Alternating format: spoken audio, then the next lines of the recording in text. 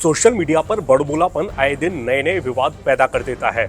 इसी तरह के बड़बोलेपन से मालदीव बनाम लक्षद्वीप को लेकर ऐसा बखेड़ा खड़ा हो गया कि मालदीव से भारत विरोधी बयान सामने आने लगे। जब भारत में इन बयानों के खिलाफ आवाज उठी तो मालदीव की सरकार तक जोरदार तरीके से इनकी गूंज पहुंच गई और उसे इस बखेड़े को रोकने के लिए अपने 3 मंत्रियों को सस्पेंड करना पड़ा। चलिए 3 पॉइंट में आपको बताते हैं कि पूरा मामला आखिर है क्या। पिछले दिनों भारतीय प्रधानमंत्री नरेंद्र मोदी ने लक्षद्वीप का दौरा किया था। इसके बाद उन्होंने लक्षद्वीप की कुछ तस्वीरों और वीडियो को पोस्ट किया तो इसे लेकर सोशल मीडिया पर चर्चा तेज हो गई। इसी चर्चा में कुछ लोग लक्षद्वीप की तारीफ करने लगे, कुछ यहाँ पर्यटन के लिए जाने की इच्छा जताने लगे, कुछ यहाँ के पर्यटन को और विकसित करने की बात कहने लगे।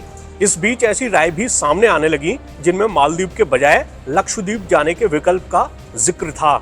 इस सब के बीच मालदीव से भारत विरोधी और मजाक बनाने वाले सोशल मीडिया पोस्ट आने शुरू हो गए। यहाँ तक कि वहाँ के मंत्री भी ऐसा करने लगे। इतना ही नहीं, भारतीय प्रधानमंत्री नरेंद्र मोदी के खिलाफ अपमानजनक टिप्पणियां भी की गईं। इसके बाद सोशल मीडिया पर भारतीयों का गुस्सा दिखने लगा। लोग मालदीव के पर्यटन का बहिष्कार करने की बात करने लगे। इस बीच भारत के समर्थन में बॉलीवुड के दिग्गज कलाकार भी सोशल मीडिया पोस्ट करने लगे। सोशल मीडिया प्लेटफॉर्म एक्स पर एक्सप्लोर इंडियन आइलैंड्स के साथ पोस्ट किए जाने लगे। दिग्गज भारतीय क्रिकेटर सचिन तेंदुलकर ने भी इसी हैशटैग के साथ पोस्ट किया। कुल मिलाकर भारत में मालदीव के खिलाफ बड़े पैमाने पर नाराजगी दिखने लगी। जब भारत में मालदीव के खिलाफ माहौल बनने लगा तो दबाव में मालदीव की सरकार को इस पर कदम उठाना पड़ा। उन्होंने अपमानजनक टिप्पणी करने वाले 3 मंत्रियों माल्शा शरीफ, मरियम शोना और अब्दुल्ला महजूम माजिद को निलंबित कर दिया। सरकार ने इन मंत्रियों की टिप्पणियों से किनारा करते हुए कहा कि ये उनकी व्यक्तिगत राय है और वो सरकार के विचारों का प्रतिनिधित्व नहीं करती। मालदीव सरकार ने कहा कि उसका मानना है कि अभिव्यक्ति की आजादी का इस्तेमाल लोकतांत्रिक और जिम्मेदार तरीके से किया जाना चाहिए और इनसे मालदीव और उसके अंतर्राष्ट्रीय भागीदारों के बीच घनिष्ठ संबंधों में बाधा नहीं आनी चाहिए।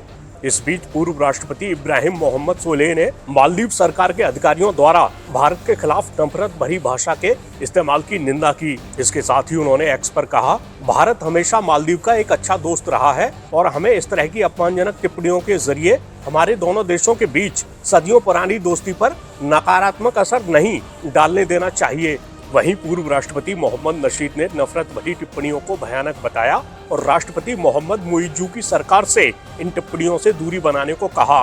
तो ये था अब तक का घटनाक्रम।